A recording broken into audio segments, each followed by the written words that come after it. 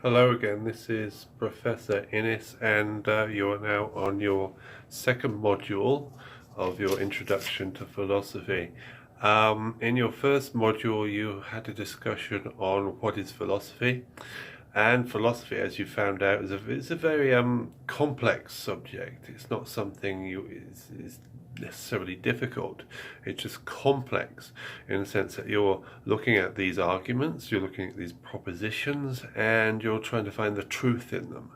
In the sense, with our ethics discussion, we look at moral propositions and we think to ourselves, are these propositions true in the sense they deliver something which we could agree to be morally correct?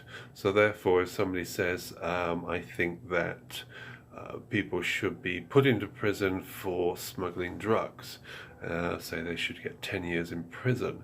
Now, that is a moral statement in the sense there's a consideration that there's a belief that something is done that's wrong, and therefore there should be a punishment attached to it.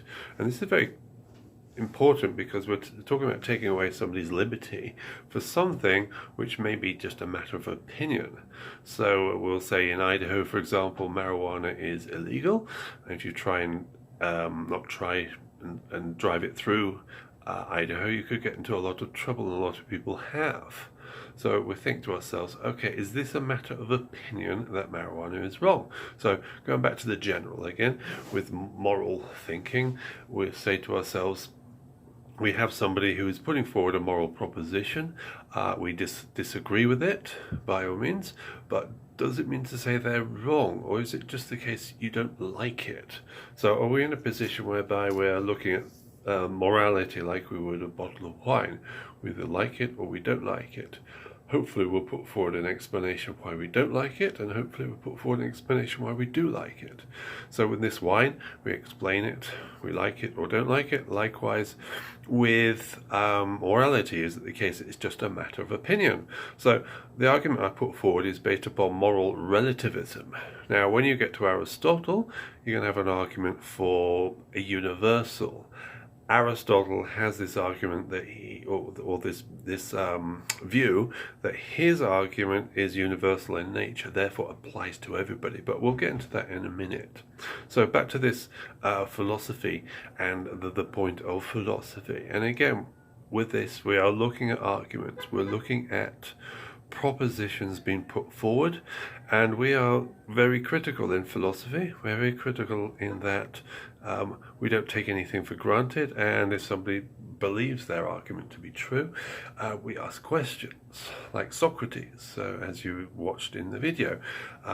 If a Crito comes along and says, I want to escape, there's no presumption here that it's a good idea to escape. Again, as a philosopher, Socrates asked Crito, what's the presumption of this escape? Are you sure that your presumption is correct? And he went through a line of inquiry, and it found out that it would be a violation of justice, and it would damage his soul if he was to escape. So therefore, it's not a good idea to escape from prison when you have been convicted by a justice system which you agree to. It would make you an unjust man. So therefore, have to stay in prison and suffer the consequences of your offence. So again, point of it is therefore to be very, very critical indeed. Okay, and as I'll say in this course here, we're not looking for answers. So please don't try and provide answers. Therefore solve the problems. We might do this in other courses, but we're not going to do it in this one. So in that sense, just look at the problem, clarify the problem. Now back to our present module, which is on Aristotle.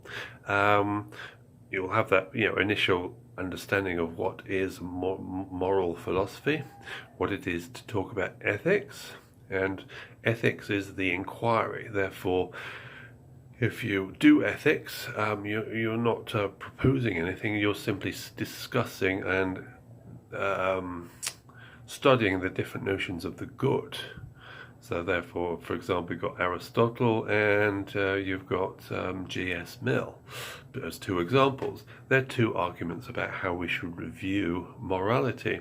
Now, the morality itself is those arguments put forward by individuals. So if we say here, as with Aristotle, we see that the individual should be self-directed. To be truly moral, you are the person who should go out into the world and you should make your own choices, make good choices.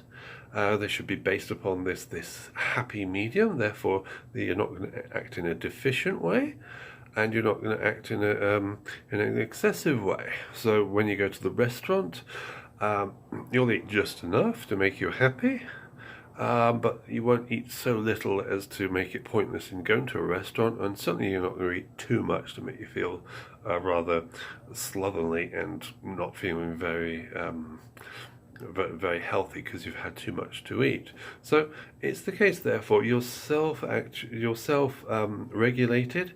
You make your own choices, and they're good choices, and they're choices which suit you.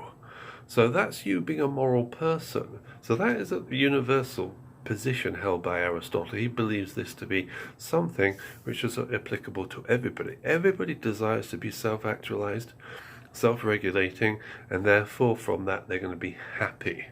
So happiness is something everybody strives to attain. And he'll say, okay, it would sound pretty ridiculous that people out there would strive to be unhappy. So why would one do that? So definitely the case here that happiness is something universally strived for by individuals. So that's Aristotle's position. So I think we've captured most of his position here. And again, within moral philosophy, which is the application of ethics, we have these different philosophers putting forward these positions, and you're going to look at it and be a bit critical. So is it possible for people to strive towards this self-actualization, this self-regulation? Now, I could say to myself, I'm pretty good at this occasionally. There are days when I set out a plan and it's successful, but there are many days where I'm not successful. I think this is the same as many people. So what Aristotle expected was this near enough 100% success rate, that you set out your day's activities, you set out your week's activities, your year's activity, and you are successful. This makes you happy.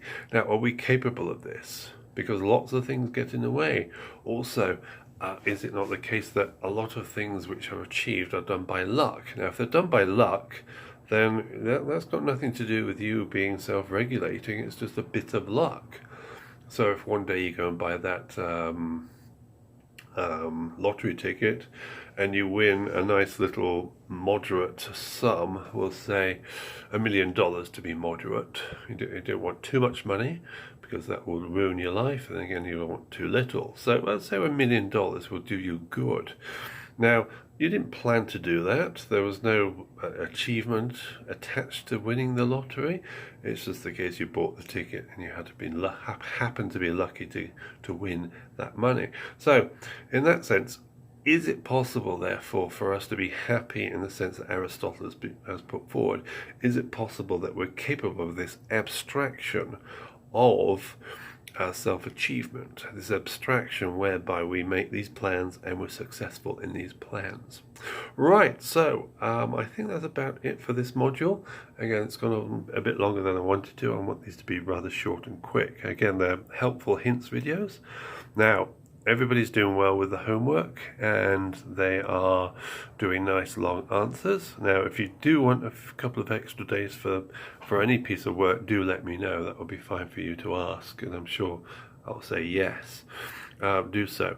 And again, with anything else, do let me know if there are any problems, and we'll sort it out.